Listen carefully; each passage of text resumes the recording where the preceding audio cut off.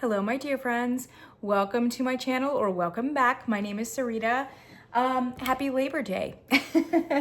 Today is September 1st, so as we all know, since I'm usually at least one day behind, it is time for the monthly wrap-up where we talk about the empties, all the candles and the wax melts that I burned for, or melted, for August. And so I have this tub here. I did do slightly better than last month, which was very sad. And I do have at least 2 different candles that I did burn this month for August that I haven't gotten around to like doing a dedicated review. So I'm gonna hold those out and do them first week of September. And I know for many of you, like by the time that we're at September 1st, we need to be only doing apple and pumpkin spice. But I tend to kind of do a very slow transition to fall during the month of September. And partly that's because the weather, at least the last 10 years or so, has been very unseasonally warm, I think, in September. So I will have a couple dawdling summer candles for you, at least in the first week of September. But I do have not too bad of a little thing here. So in no particular order, also I should apologize, I'm so underslept today, so I'm very exhausted. I do have coffee here and I've been nursing it, for at least 2 hours. But man, it might be a little bit of a rough empties here. Let's start out with Yankee candle. So I have 2 Yankee candles, and they're both very, very summery. One of them was Pink Sands Glow, which I did finish up, I think at the end of July, maybe early August. Mine did get pretty sooty. More sooty than you would want on a soy blend candle, that is for sure. And most of their soy blends do not burn this badly. This one just did. It just was not particularly a good burn. It also was not a particularly great fragrance. Actually, the fragrance isn't bad. It's very fruity, very melon forward, and sweet and floral and pink smelling. This is their flanker now to Pink Sands, but it's not actually as sweet as Pink Sands. And I like it, I really do. I think it's a beautiful fragrance if it performs, but it didn't perform. I mean, it was giving me like a 3, in the guest bathroom. So it's just a hard no for me, especially because of the way that it burned. Yeah. We'll just put it that way.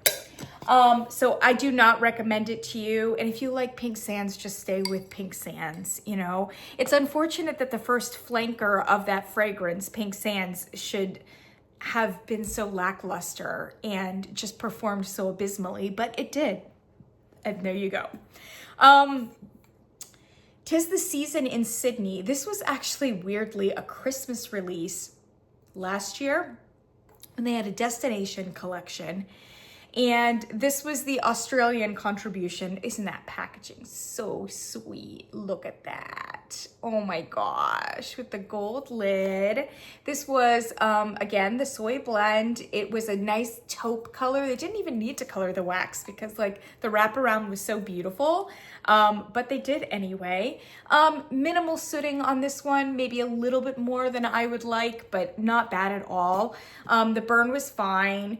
It also was very lackluster. So this is a neroli. It was just kind of a straight up neroli sunscreen scent, and kind of phoned in, I thought, especially because nobody was going to be burning that at Christmas time. And I get that like Australia is in a different hemisphere, and like at Christmas time it's actually summer for them, etc., etc.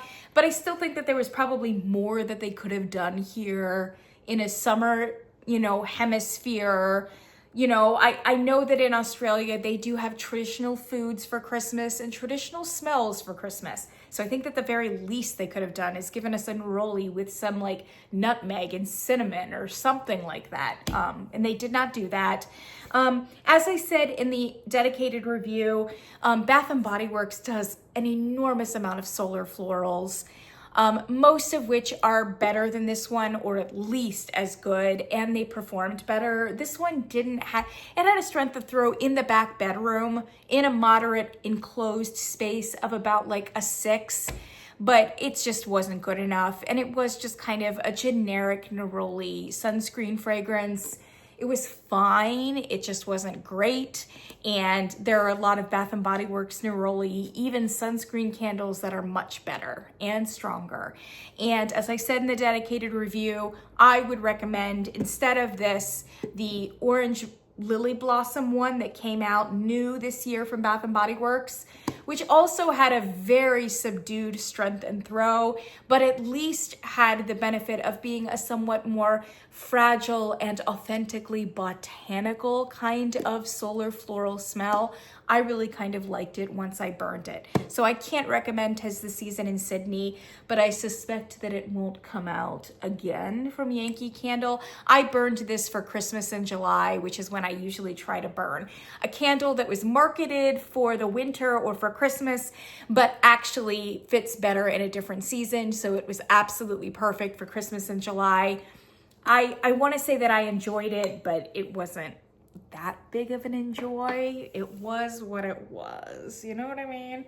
Do I have any other Yankees? No, I don't have any other Yankees. Let's go to the one Homeworx candle that I had, and that is Cucumber Mint. And lovely Homeworx Slatkin label. I got one of these at Marshall's when they were still at Marshall's. $14.99. Apparently there was probably some dispute between Harry Slatkin's company and TJ Maxx and Marshall's, and they've had a standoff at the OK Corral for the last like 7 or 8 months. And it's been a very painful 8 months of a very sad candle aisle, I'm sure, at all of your Marshalls and TJ Maxx's. Oh, it's so terrible.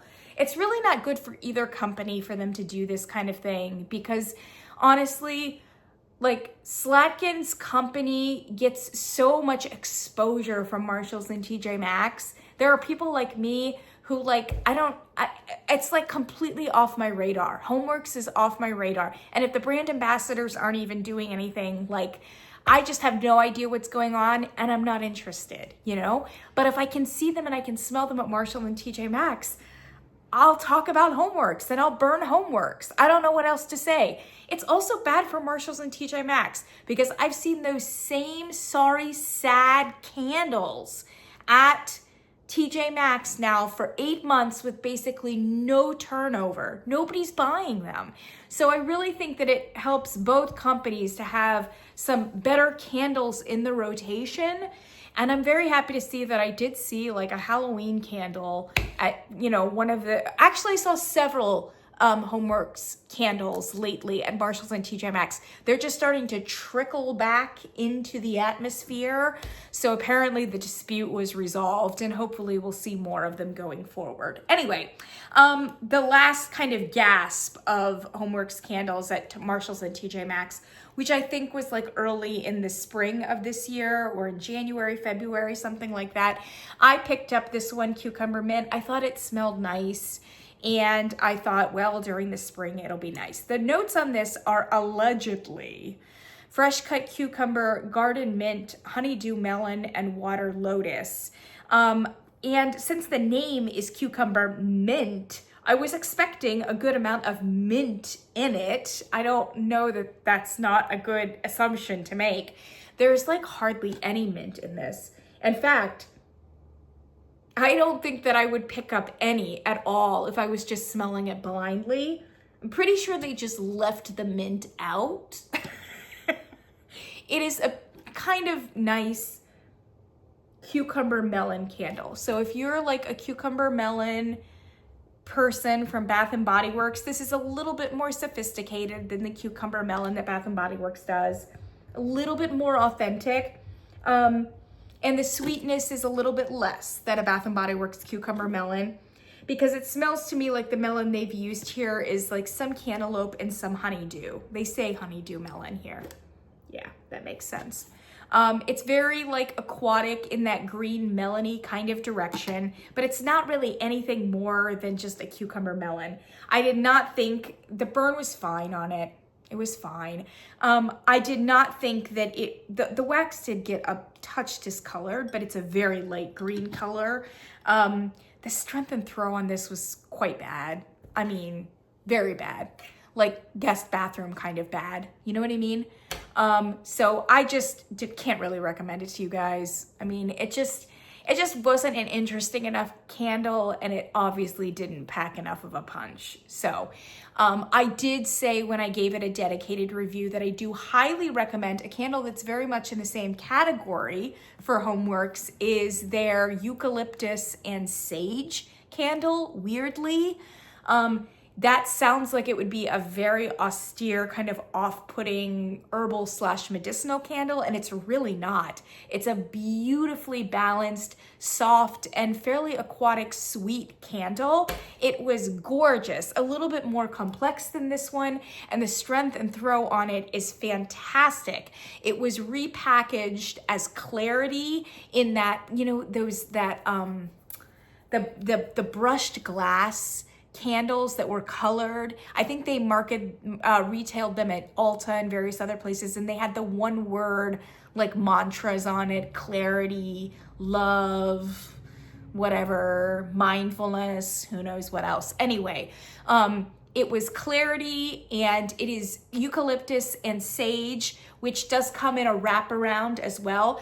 The one that I burned was a 3-wick. It was a 3-wick Clarity candle, and it had much better strength and throw than this 4-wick cucumber mint. So I do strongly recommend that one, and it is pretty readily available as well on Amazon, at I think Target even. So I do recommend that one. I do not recommend this. It's just, don't even waste your time on that. That's fine. All right, I have one Kringle no, I take that back. I have more than Kringle. So I have one country candle here from Kringle, and then I have a lot of daylights from them. So I'll get to that. This was a new spring candle last year, I believe. Lemon tea and roses, and I got it in a daylight, and I liked it well enough that I wanted to get it in a regular candle. So when these lovely mediums went on sale at a certain point, I bought one. It's obviously 100% soy. They've got all this like soy smut all right around it, but otherwise burned very nicely, like very little to no soot at all, as one would expect from a all soy formula. I really liked this candle. At first when I started burning it, I was like, can I smell it? You know, I don't think I'm even gonna talk about this one. I'm not gonna give it a dedicated review. I'll just talk about it during the empties period. But then I ended up enjoying it so much, and it really held its own, that I gave it an entire dedicated review. So if you're interested, you can definitely go back and look at that. It is still for sale on the Kringle website in many different formats, including this medium. As you know, if you know anything about Kringle or you've been watching my channel, they have discontinued this country line. And so once they sell down out of the country candles, they're not going to repour them. However, lemon tea and roses may make its way into the Kringle line, depending upon how well it's sold or how well it continues to sell. And since this was 100% soy, I assume it could be very easily poured into the Kringle jars, because there's no formula difference. Lemon tea and roses is a pretty assertive, frankly, very high citrusy kind of fragrance with a strong amount of what I think is black tea, actually, and then a lot of amber and some like floral in there. This says rose, and I do think that it is rose, but I think it's also another white floral, like a jasmine or something like that. It's pretty perfumey, but it has just enough of the citrus plus the black tea and something kind of herbal that makes it a little bit like lemon verbena-ish that it's actually a really balanced and beautiful conceptual. It reminds me a little bit, and I said this in the review, of the Queen Charlotte's tea from Bath and Body Works. That one is not very floral. It's not as floral as this candle is, and maybe a little bit less perfumey. It's more tea forward. But again, it has kind of a citrus, it has a black tea, and it also has something that's kind of vaguely herbal and floral in it, which again goes a little bit lemon verbena. So they are at least kind of in the same category or the same profile of fragrances. This one did really well in terms of strength and throw. And by really well, I mean that in the open concept, it was a little on the shy side, kind of in that 5 to 6 range. But in the back bedroom was a strong 7 or 7.5. And because it had just enough perfuminess, it really was fine in terms of a candle that you might want to have in a more intimate bedroom kind of space. So yeah, and it burned quite well. I do have to say, caution, these at the time when this candle came out, Kringle was having a lot of issues with wicks, and the wicks need a lot of attention. Yes? These wicks tend to char very easily. So they char kind of like, you know, if you've ever burned like incense, you'll sometimes get on the top of the incense this like completely charred part of it that you can't relight because it's like extinguished everything in it that can be extinguished, but then leaves this like, you know, percentage of like char on top, and you just have to break that off. That was what these wicks were doing. Like you would burn them, and then when you went back to light it, you could not light it. It would not light. You would have to cut the wicks down to a place where there was some sort of wick that had not been entirely consumed by flame, you know? But unfortunately, that meant that you were often cutting down farther than you should, which means then that it would be also difficult for it to pull out. You would be setting them up for puny wicks. So I started getting very expert at trimming just enough off, you know, but it was kind of a push and pull. And there were a few burns in there that were very puny, and then your strength and throw just completely goes away. The good news is that usually on the next burn, it would rebound and be fine. So just be aware that the wicks are kind of touch and go, but otherwise I do recommend it. And if you can get it on a good sale, which you probably will be since they're discontinuing it, I would recommend it. Just keep it around for spring. I would say early spring, it's a fantastic kind of fragrance. And if you liked Queen Charlotte's tea from Bath and Body Works, you would probably like that.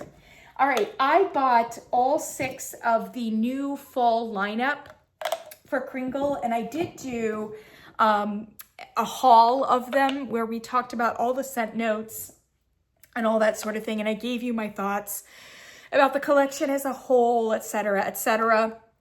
The upshot of that is that these candles were for the most part in my wheelhouse, not necessarily in other people's.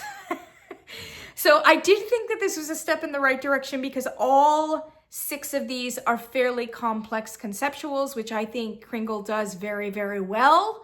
I also liked them because they were for the most part all boozy, and I do like boozy fragrances for the fall if they're well balanced, etc. And so for me, I liked these fragrances, but as I said in that haul video, to me, it looks like they just canceled the country candle aspect of this. So if you've been following Kringle, you know that in the fall and in the spring, frankly, they usually try to release 6 new Kringle candles and 6 new country candles.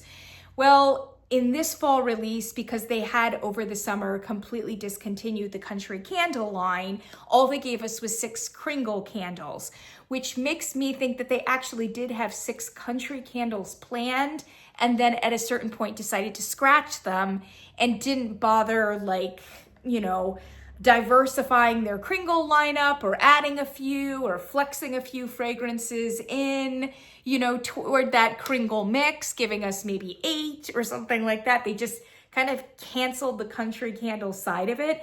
And I suspect that there were some gourmands in the country candle rotation and some other little things that would have filled out this rotation a little bit more. As it was, they were just all conceptuals with kind of a heavy boozy note, and many of which seemed fairly similar to each other. I am impressed with the amount of diversity that they got, given that most all of these seem to have an amber and either rum or whiskey kind of base to them. But I would say not particularly diversified. If you like simple gourmands, this was not your collection. If you don't like booze, this was also not your collection. If you don't like conceptuals, this was not your collection. So there was that. I mean, it was just kind of limited in that respect.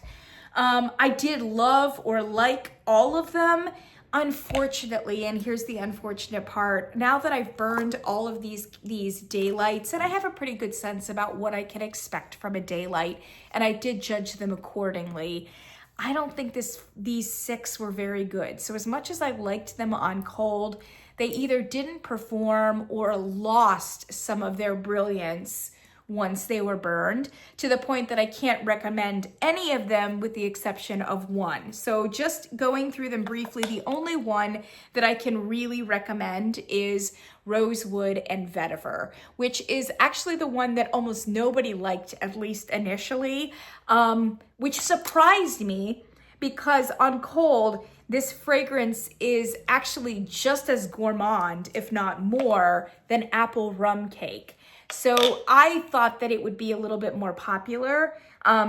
The most of this candle is a very almost syrupy, sickly sweet honey note. And it's a very strong honey note. And I think honey is unlisted, but it's very obviously honey. And it's high and it's pronounced. So actually the color of this label is very appropriate. It just kind of smells like that amazing golden honey, like in a syrupy kind of way. And then the next most pronounced note is tobacco leaf. But as with like kind of a high refined perfumey patchouli note, this is a tobacco leaf that is actually pretty attractive. It's up in the higher range and it's refined. Like it's not uber smoky or filthy smelling. I mean, or particularly austere or masculine. It's actually really nice. And it's I think the right counterpoint to that uber sweet syrupy honey note. Doesn't quite cut the sweetness of that honey note. I don't know that anything could, but at least kind of gives us a little bit of relief in a different direction and an unexpected one. And given that really authentic honey notes are hard to come by in most other candle companies, it's a beautiful candle in that respect, or a beautiful fragrance. And a beautiful, and pronounced tobacco leaf note is actually fairly hard to come by as well. That already sets this fragrance apart. There is also a floral note here, and I believe it's rose. I do believe it is a rose note, but I would say that it plays third fiddle to the tobacco leaf and to the honey and amber, respectively. And it just kind of warms everything up and makes it beautiful. It kind of gives it a more of a feminine perfuminess, which again is very welcome in that the tobacco leaf, even though it's refined and it's light and it's up in the upper range, is still kind of a little bit more masculine smelling. And then you have that beautiful rose note underneath it, which is beautiful. And then that amazing autumn sun, golden honey situation. It's actually a really nice candle. It's maybe a little touch too sweet for me, but I'm willing to overlook it. It doesn't blow my mind and change my life the way that Hallowed Ground did, for instance, which is actually a candle that's very similar to this and has the same kind of profile. In that case, it's like a beautiful honey that goes down into a sage and a saffron. A stunning candle, absolutely stunning. But this one is still good. It's still good. It kind of hits you in that mid-range, maybe a little higher than mid-range, what with the sweetness of the honey, but stays for the most part mid-range. And what I'm very glad to say about this one is the strength and throw on this. If the daylight is any indication, it's gonna rock your world and make the walls of your house bleed. There's just no question. I put this in the guest bathroom, and not only did it filter out of the guest bathroom, into the hallway, into the foyer, then having exhausted all of those spaces, came into the living room open concept and filled that from this daylight. And I actually had a 2-wick candle going here that was holding its own very well until this candle came up into its space and completely overwhelmed it. So this is a very strong candle. And for those of you who are like me and just frankly appreciates a candle that performs, full stop, even if it's not the fragrance that you want to live and die for, then this is definitely a candle that you can recommend. I do have to say that this candle burned extremely hot. I don't know, I'm sorry, I just dropped it down there. I don't know if you can see this, but do you see, if you can, this is the lid of it. It's just a very cheap kind of light plastic, how it's rippled all the way around it. So I put the plastic lid underneath it, you know, and that daylight got so hot that it was melting that outside level here. So that could be a reason why this particular fragrance is as powerful as it is. It seems to burn incredibly hot. So I don't know if that's something having to do with the perfume oils or whatever, but it's a very hot candle. Just be prepared for that. If you've got it in a hurricane or whatever else, I don't think it's a safety thing, but just watch it.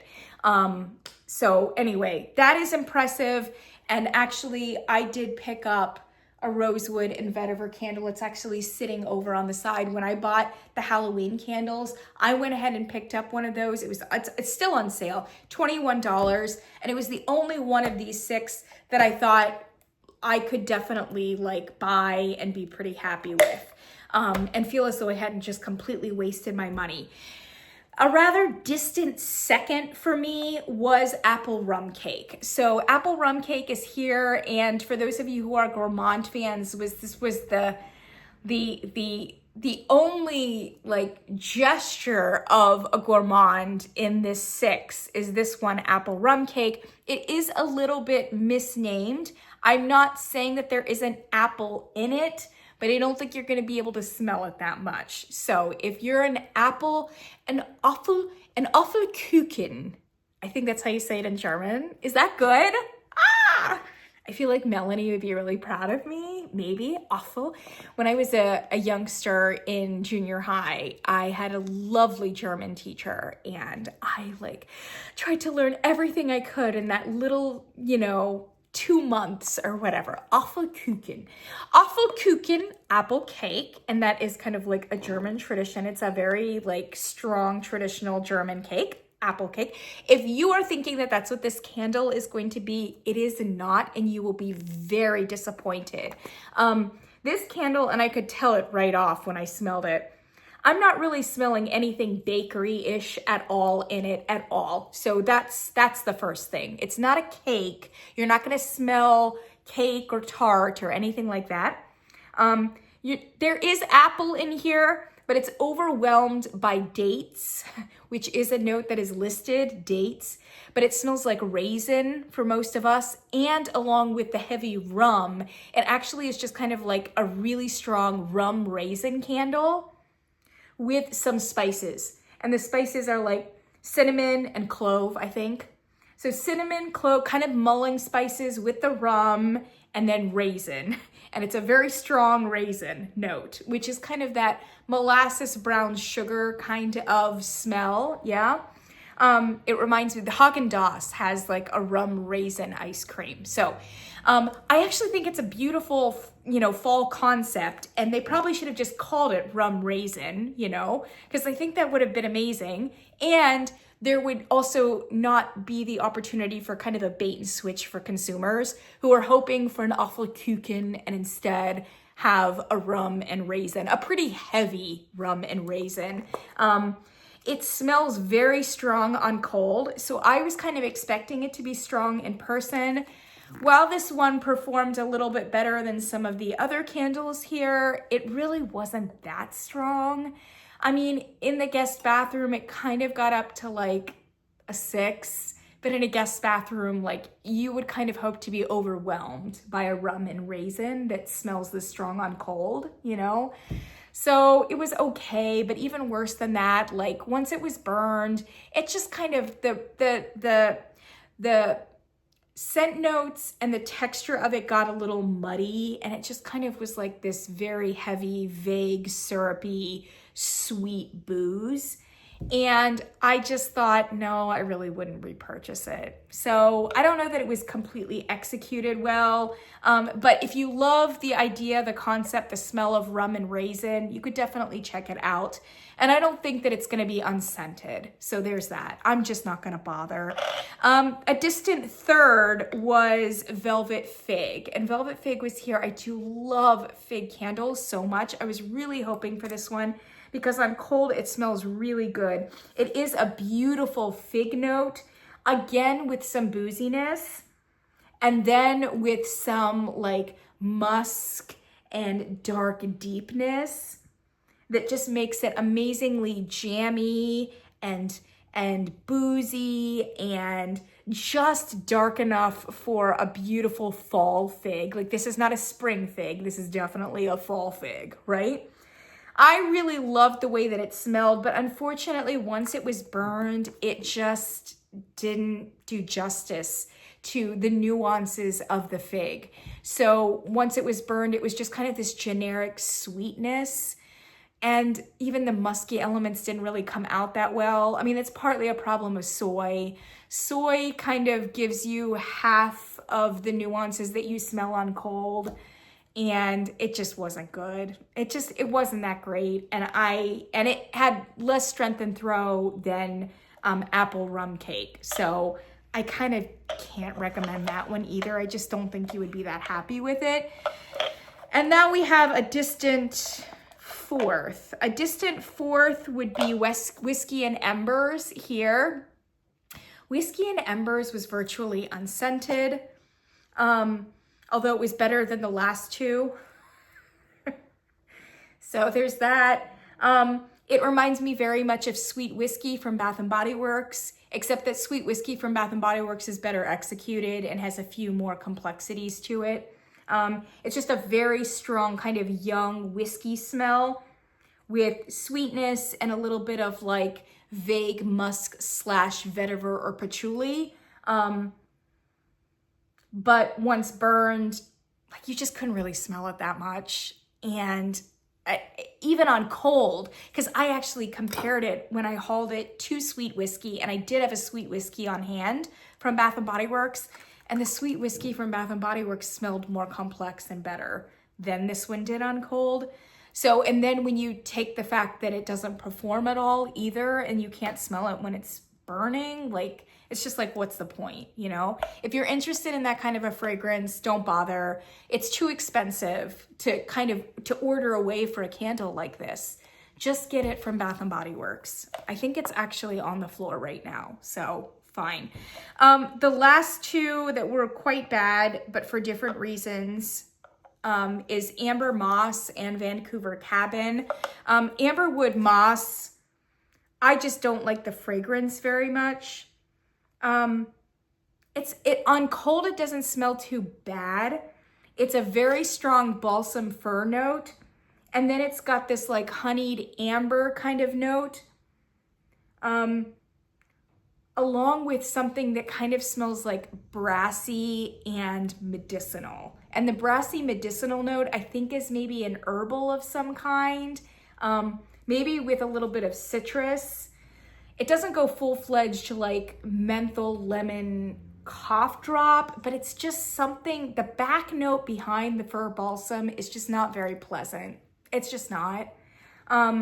And once it was burned, I could barely smell it. So there's that. I don't like this. Of the 6, and it's not a bad fragrance. It's not terrible, but it's definitely the fragrance that I did not like as much as the other 5. And then it didn't perform, so what's the point? This one, I loved the fragrance, Vancouver Cabin. I loved it. It was amazing, but it was like virtually unscented. Like, far and away the worst strength and throw of all 6, and with the exception of the one, Rosewood and Vetiver, they weren't exactly strong. So on that curve, it's even worse, right? I mean, just don't even bother. But it's such a gorgeous fragrance. It has, again, that honeyed amber warmth to it, while at the same time giving a cool, like, almost like a eucalyptus tree kind of situation. It's a conceptual, it's a little bit perfumey, but it's not like heavy cologne-y, which is what you would expect. I would say it's kind of unisexual smelling, like it's not a feminine perfume, especially with the amount of like cooler, like eucalyptus tree in it, along with something that's almost vaguely boozy, again, kind of reminiscent of a little bit of a whiskey note or something. So all of those kind of, you would associate with a more masculine scent, for instance, but then it's got the high amber and honey that keeps it in that high range rather than a cliched men's cologne fragrance. It's just really beautiful. There's a freshness, a lightness, but also a deepness and a richness about it. And it's just very nuanced, and it's unfortunate that it's completely unscented. I like this fragrance so much that I even considered getting one of those mammoth 4-wick extreme large candles. I thought to myself, surely with the 4 wicks and that huge diameter and that huge wax pull, I'll be able to scent a guest bathroom. Or maybe a master bathroom. But then I thought about it, I'm like, no. First of all, don't support this. Second of all, don't spend that kind of money hoping that you'll be able to scent your guest bathroom with a candle that's about as large as a guest bathroom. It's just not okay. It's not okay. But man, I wish that candle would perform, because it was far and away my favorite fragrance here. It really was. I think it's special, and unfortunately, it's just attack of the soy, right? Attack of 100% soy, plus just bad execution. What can I say? I did burn a little, this was kind of a bougie candle that I bought at a very bougie boutique here in my hometown by a candle company called Elizabeth W. from San Francisco. This is one of those votives, one of those glass votives that is $20 for what? A 3 ounce? For a 3 ounce? Yeah. There you go. Elizabeth W. This is called Vetiver. It's kind of it's a pretty spicy, incensey kind of perfume vetiver, and I kind of liked it, and so I bought it. But as you can tell, it was very, very sooty. Didn't have great strength and throw, and there you go. That was Elizabeth W. Vetiver.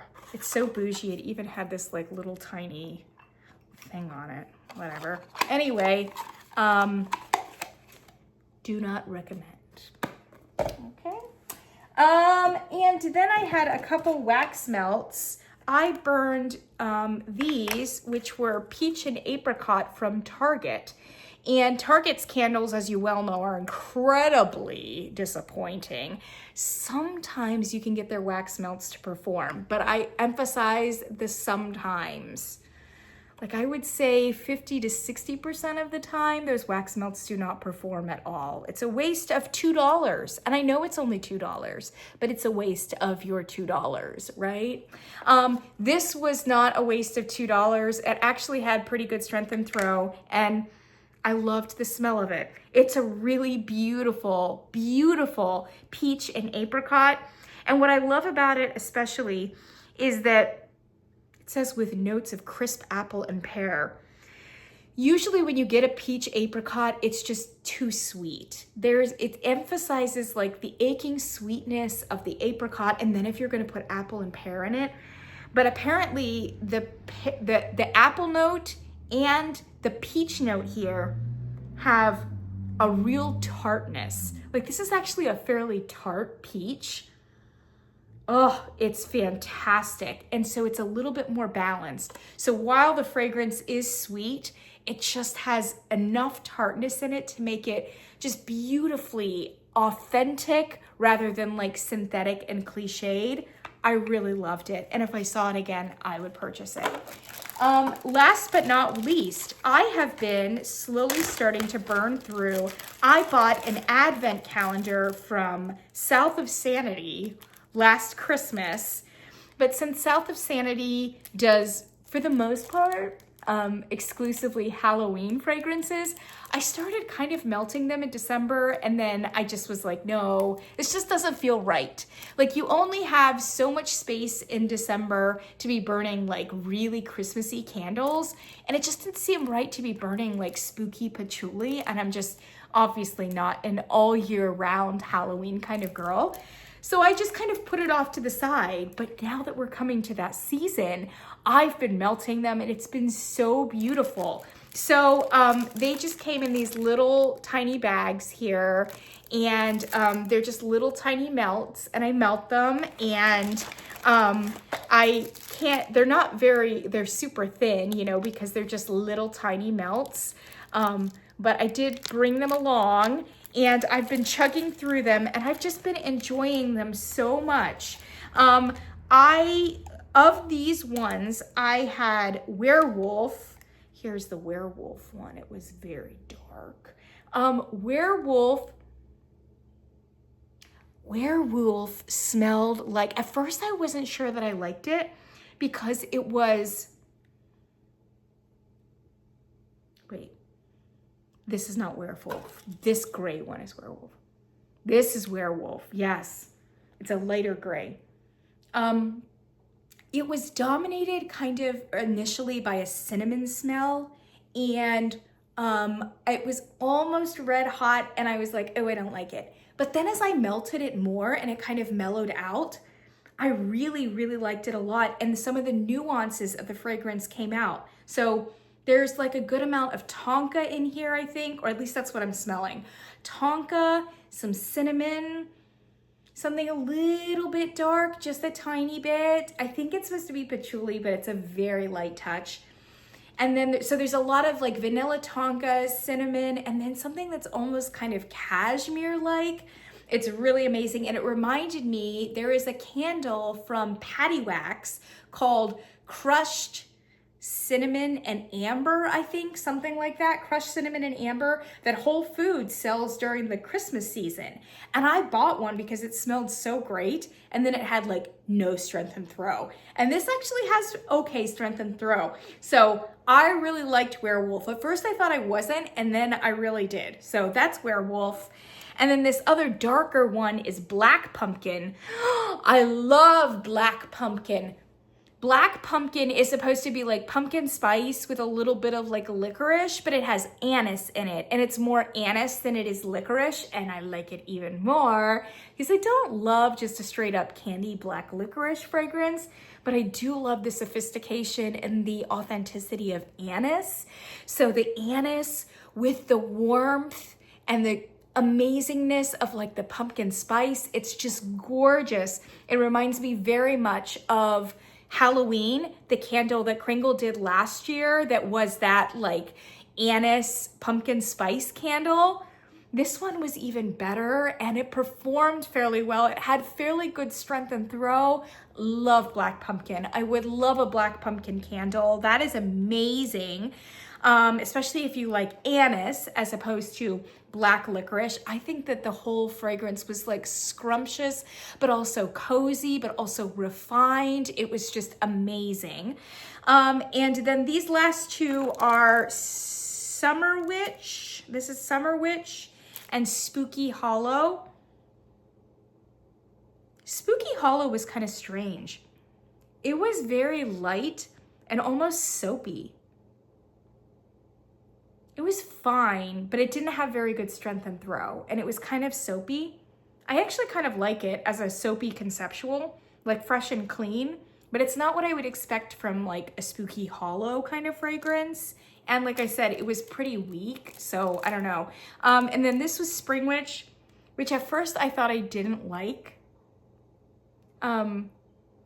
It has a very high patchouli note, along with some spiciness, along with a very strong sweetness. And I did not like it at all. But then all of a sudden, it reminded me of a fragrance from Crabtree and Evelyn. So I am old enough to remember when there were Crabtree and Evelyn stores in malls. Yeah, it was like the Laura Ashley era. If you know, you know, right? Laura Ashley, Crabtree and Evelyn. And Crabtree and Evelyn had like 1 or 2 palatable fragrances, and then the rest of them were just like weird AF and super strong and just smelled kind of like grandmother fragrances, if you know what I mean. And they even had the like shaped grandmother like soaps for your bathroom, you know, and those jelly balls for your bathtub, you know. It's just of a certain era. This smells straight up like a fragrance from Crabtree and Evelyn. If I remember correctly, I think it's Nantucket, which Nantucket, because they did have the most quaint and like amazing like designs and packages and names, but Nantucket like didn't smell like Nantucket should. Like it wasn't like breezy and briny and clean, and like it was like this. Like potpourri or something. Anyway, close parentheses. Once I started associating it to Nantucket from Crabtree and Evelyn, I kind of liked it, but it was like very purely a nostalgic thing, you know, where I'd be like, oh, there's Nantucket. There's just no subtlety in that kind of a fragrance, if you know what I mean. So it's okay, but I wouldn't. If you have a fondness for remembering a certain kind of 90s era, then you might, or even just kind of, it's kind of like when you hate watch a TV show. If you want to hate smell something that probably should not have been smelled, how's that great? How's that for a review, Virgil? I'm so sorry. I don't think his heart is with the Summer Witch and Spring Witch anyway, so I'm melting Spring Witch right now, and it's very similar. If there's a difference between the two of them, it's very subtle. Like one is stronger and one is weaker or something like that. But I do highly recommend Werewolf, Black Pumpkin, and yeah, just Werewolf and Black Pumpkin. I think. Is that the only ones? Werewolf? Yes. Spooky Hollow is nice, but just kind of soupy. Anyway, there's 25 of them, so gird your loins. I shall be discussing all of them. Oh, the ones I did burn during December, which I highly, highly, highly recommend, are candy corn. Folks, if you're disappointed by Bath & Body Works candy corn, and I sure am, I haven't even tried to burn it. I haven't even gotten to the point where I've realized that it's unscented. I don't like that fragrance. I don't think it smells like candy corn. Maybe I'm the only one in the world. I don't like it. I don't get it. Candy corn from south of Sanity. Virgil's candy corn is the best candy corn fragrance I have ever smelled, full stop. Full stop. It smells delicious. And I don't even like candy corn. And you know full well I'm not a gourmand person. And I reserve my worst disdain for candy gourmands. And I loved that fragrance. Loved it. So if you want a good candy corn fragrance, you are in luck, because you can not only get it in wax melts, you can also get it in a 2-wick candle that I think is like 8 or 10 ounces. So highly recommend, hot off the press. I'll link it down below. Get a candy corn candle. You will not regret it, I promise you. And then the other one that I burned was like a blueberry one. It was maybe like blueberry pumpkin patch or something like that. And again, it was scrumptious and amazing. And you know I'm not a gourmand person.